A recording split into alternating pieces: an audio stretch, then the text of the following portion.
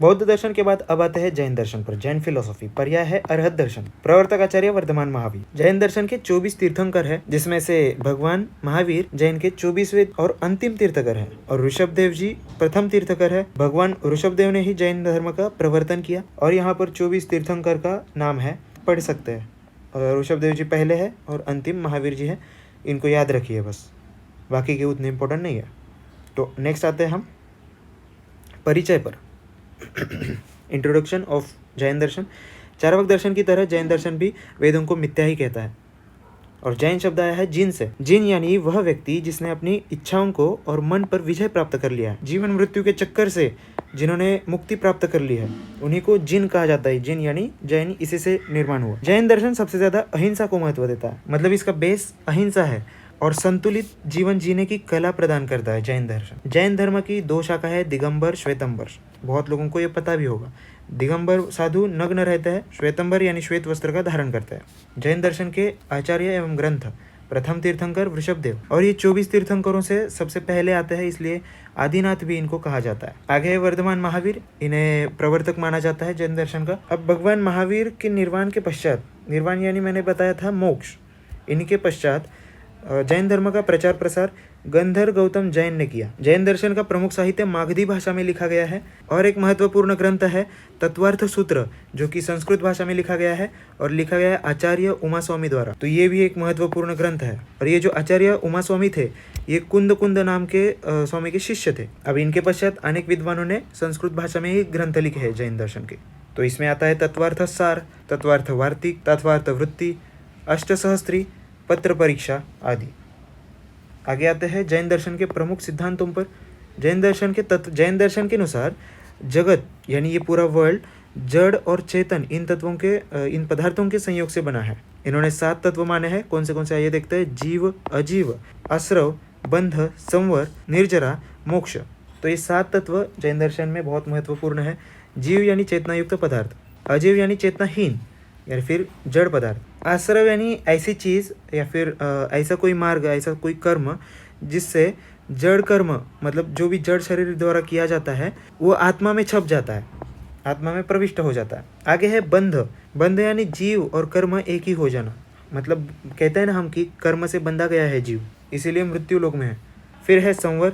आश्रव को रोकना, यही संवर है। मतलब ये जो आश्रव है कि जड़ कर्म आत्मा में छप जाता है, मतलब कोई भी कर्म को, बेसिकली भगवत गीता में भी यही कहा है कि कर्म से जुड़ो मत, कर्म बस किए जाओ, जुड़ो मत उनसे। तो इसी को ना जुड़ना यानी संवर कहा जाता है। अब ये संवर होने के बाद निर्जरा यानी कर्मों का आत्मा से अलग होना, और मोक्ष, आखिर में आता है मोक्ष, कर्मों का पूर्णतः क्षय होना और मोक्ष मिलना, ऐसा जैन दर्शन मानता है। फिर आगे है जैन दर्शन के पदार्थ। 9 पदार्थ माने हैं। ऊपर के जो 7 तत्व है हमने जो अभी डिस्कस किए, जीव अजीव, ये प्लस पाप और पुण्य, ये 9 तत्व इन्होंने माने हैं, यानी 9 पदार्थ। आगे है जैन दर्शन के द्रव्य। 6 द्रव्यों को माना है, धर्म, अधर्म, आकाश, काल, पुद्गल और जीव। अब इन 6 द्रव्यों में से धर्म और अधर्म आया है, तो ये पाप पुण्य को मत जोड़ो, ये अलग है। यहाँ पर दिया है कि एक स्वतंत्र द्रव्य है जो गतिशील जीव और पुद्गल की गति में सहायक होता है। आगे कहता है कि धर्म, अधर्म, आकाश और काल ये गतिहीन और निष्क्रिय है, और इसी में से धर्म नामक जो द्रव्य है ये अमूर्तिक, व्यापक, निष्क्रिय और अदृश्य है। मतलब इनके गुण बताया है इन द्रव्यों के। अब इनको छोड़कर जो गतिशील द्रव्य है, उन्हीं की गति के लिए ये बहुत ज़्यादा आवश्यक है, और यही जरिया है, ऐसा माना गया है। आगे है जैन दर्शन ने शब्द को पुद्गल कहा है, और वैशेषिक दर्शन ने शब्द को आकाश का एक गुण बताया है, और यही गुण आकाश की तरह अमूर्त भी है, ऐसा कहा है। और फिर से यहाँ पर कहता है कि किंतु शब्द आकाश का गुण नहीं हो सकता है। क्यों नहीं हो सकता है? क्योंकि ये अमूर्त है, यहाँ पर आया है अमूर्त, और हमारी इंद्रिया क्या है? मूर्त है, और उनके द्वारा ये जाना जा सकता है, इसलिए ये ऐसा नहीं हो सकता। और अगर शब्द आकाश का गुण होता भी तो आकाश की तरह उसे व्यापक और अमूर्त होना चाहिए था, और अगर अमूर्त होता तो इंद्रिय द्वारा ग्राह्य नहीं हो सकता था। आगे है जैन दर्शन और आत्मा। जैन दर्शन आत्मा को या फिर जीव को उपयोगमयी, अमूर्त, कर्ता, स्वदेही परिणाम वाला, भोक्ता, संसारी, सिद्ध, ऊर्ध्वगति वाला ऐसा मानता है। यानी ये सारे आत्मा के गुण हैं जैन दर्शन के अनुसार। आगे है मोक्ष का मार्ग। सम्यक दर्शन ज्ञान चरित्रानी मोक्ष मार्ग। सम्यक दर्शन, सम्यक ज्ञान, सम्यक चरित्र, यही मोक्ष है, यही मोक्ष का मार्ग है। 5 व्रत बताए हैं। अहिंसा, सत्य, अस्तेय या फिर अचौर्य हम कहते हैं, मतलब चोरी ना करना, ब्रह्मचर्य और अपरिग्रह। अपरिग्रह यानी धन का संचय ना करके रखना, तो इसी को पंचव्रत कहा गया है। आगे है अनेकांतवाद। अनेकांतवाद का सिद्धांत जैन दर्शन के तत्वशास्त्र से संबंधित है।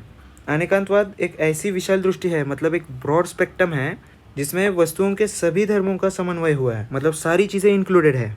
मतलब आगे समझाते हैं कि जैन दर्शन इस संसार में जितने भी वस्तु है, अनेक वस्तुओं के अस्तित्व को मानता है और कहता है कि इन प्रत्येक वस्तु के अनंत धर्म है, अनंत पहलू है, अनंत धर्मकम वस्तु, यानी कुछ ना कुछ इरादा है, इसीलिए वो इस दुनिया में है। जैन दर्शन के अनुसार प्रत्येक वस्तु के दो पक्ष है, नित्यता और अनित्यता, और इनके अनुसार वस्तुओं के अनेक गुण भी है, जिनमें कुछ नित्य है और कुछ अनित्य है, यानी स्थायी और अस्थायी। टेंशन मत लीजिए, आगे सब एक्सप्लेन किया है। नित्य गुण वस्तुओं में निरंतर विद्यमान रहता है और अनित्य गुण निरंतर परिवर्तित होता है।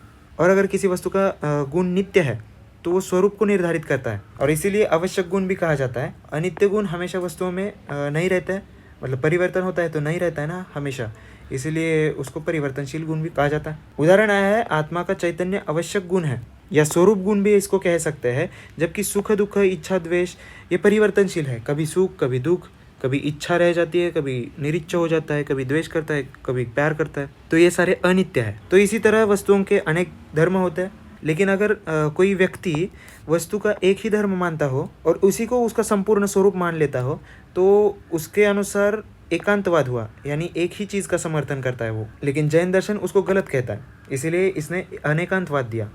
अब आता है स्यादवाद। अभी जो हमने देखा अनेकांतवाद, ये बेसलाइन है स्यादवाद के लिए। तो इसके अनुसार वस्तुओं के अनेक पहलू है, जिसका संपूर्ण ज्ञान होना मनुष्य के लिए असंभव है, और इसीलिए मनुष्य कुछ पहलुओं को जान सकता है कि दिखने में वस्तु कैसी है, ऐसे ऐसे है, इसका रंग ये है, इसका आकार ये है, लेकिन जो केवल सर्वज्ञानी ही उस वस्तुओं के सारे पहलुओं को जान पाता है, यानी पूरा 3D डायमेंशन, 4D डायमेंशन पूरा समझ सकता है। ये वस्तु पहले क्या थी, फिर कैसे क्या बनी, ऐसे। अब सर्वज्ञानी तो मनुष्य नहीं होता है, अगर है तो उसको महात्मा कहते हैं। और आगे कहते हैं कि हम वस्तुओं के सभी आवश्यक गुण और सभी परिवर्तनशील गुण नहीं जान सकते, और जब तक नहीं जान सकते तब तक हमें संपूर्ण ज्ञान नहीं होगा, और यही संपूर्ण ज्ञान प्राप्त करने के लिए मतलब मनुष्य को तो असंभव है। इसीलिए मनुष्य का ज्ञान आंशिक माना गया है, अधूरा माना गया है, और इसी को स्यादवाद के अंतर्गत स्पष्ट करने का प्रयत्न किया। अब आगे आया है कि अगर हमें पूरा ज्ञान नहीं है तो जो भी हमारे सामने वस्तु है तो उसके संबंधित हमारा निर्णय सभी दृष्टियों से सत्य नहीं हो सकता है, इसलिए हमें उसके आगे स्याद जोड़ना चाहिए, ऐसा ये बात कहता है। आगे उदाहरण भी दिया है कि स्याद, यह टेबल पीले रंग का है। अब उसके पीछे का हमें कुछ भी राज नहीं पता है, लेकिन हमें पीला रंग का दिख रहा है, इसलिए स्याद, हमें यह टेबल पीले रंग का दिख रहा है। स्याद, सृष्टि अव्यक्त से निर्माण हुई है, इत्यादि। अब ये स्यादवाद क्यों आया, ये भी आप पूछ सकते हैं कि ये सब क्यों बताया है। देखिए यहाँ पर अनेकांतवाद से पहले हम आए थे 5 व्रत, जिसमें था सत्य। तो इनमें क्या है कि सत्य बोलना है ना हमेशा। तो अगर हमने कह दिया कि यह पीले रंग का टेबल है, इधर आओ, यहाँ पर कह दिया हमने कि ये पीले रंग का टेबल है, तो ये गलत भी तो हो सकता है, तो इसलिए स्याद जोड़ना है। आगे है प्रमाण वर्णन। जैन दर्शन 2 प्रमाणों को मानता है, प्रत्यक्ष और अनुमान। ये पहले भी हमने देखा था। लास्ट पॉइंट है जैन दर्शन और आयुर्वेद। जैन दर्शन के द्वारा वर्णित मोक्ष का मार्ग, ये भी आयुर्वेद ने भी सद्वृत्त में वर्णन किया है। जैन दर्शन के अनेकांतवाद और सामंजस्य आयुर्वेद में भी कई विषयों में दिखता है, जैसे कि सृष्टि उत्पत्ति का कारण, ये भी सुश्रुत संहिता ने वर्णित किया है। तो ये है हमारा जैन दर्शन। आगे एक छोटा सा ही चैप्टर है, आयुर्वेद एक स्वतंत्र दर्शन। बहुत ज़्यादा छोटा चैप्टर है, हम देखते हैं एक बार, क्योंकि इसके बाद हमारा चैप्टर ही खत्म हो जाएगा। देखिए अब आयुर्वेद एक स्वतंत्र दर्शन। अब इतने सारे दर्शन है, लेकिन आयुर्वेद को एक स्वतंत्र दर्शन क्यों कहा गया है, अभी आगे इसके बारे में दिया है।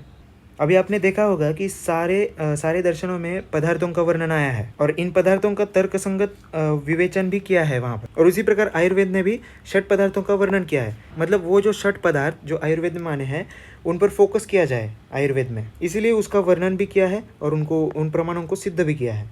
और जैसे कि दर्शनों में हर दर्शन में सिद्धांत था, तो उसी तरह से आयुर्वेद ने भी अपने अपने सिद्धांतों को प्रस्तुत किया है। आयुर्वेद भी सृष्टि उत्पत्ति का वर्णन करता है, और जैसे कि हमने देखा है कि अधिकांश दर्शन में आस्तिक तो सारे ही सारे, और नास्तिक में भी चारवाक छोड़ के, यानी जैन और बुद्ध, इनमें मोक्ष प्राप्ति के बारे में आया है। तो मूल उद्देश्य मोक्ष प्राप्ति है। आगे बताते हैं, उसी तरह आयुर्वेद का मूल उद्देश्य स्वस्थ व्यक्ति के स्वास्थ्य की रक्षा करना और आतुर के विकार का शमन करना, आतुर यानी रोगी, इनके विकार का शमन करना, यही आयुर्वेद का मुख्य उद्देश्य है। और यहाँ पर देखिए बहुत बच्चों को कंफ्यूज होता है, ये स्वस्थ अलग है और स्वास्थ्य अलग है।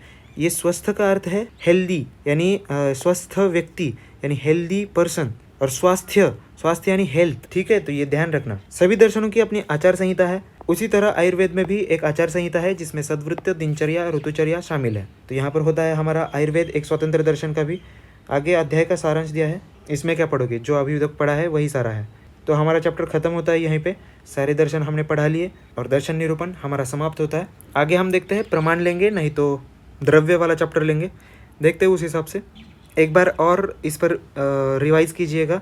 इन सारे लेक्चर्स को मैं एकत्रित करके पूरी एक बड़ी वीडियो भी डालने वाला हूँ। तो जिन जिन को टाइम ज़्यादा नहीं रहता है तो वो लोग वो वीडियो बस देखा कीजिए। वो ज़्यादा से ज़्यादा 1.5 घंटा 2 घंटा रहेगी। तब तक के लिए राधे राधे।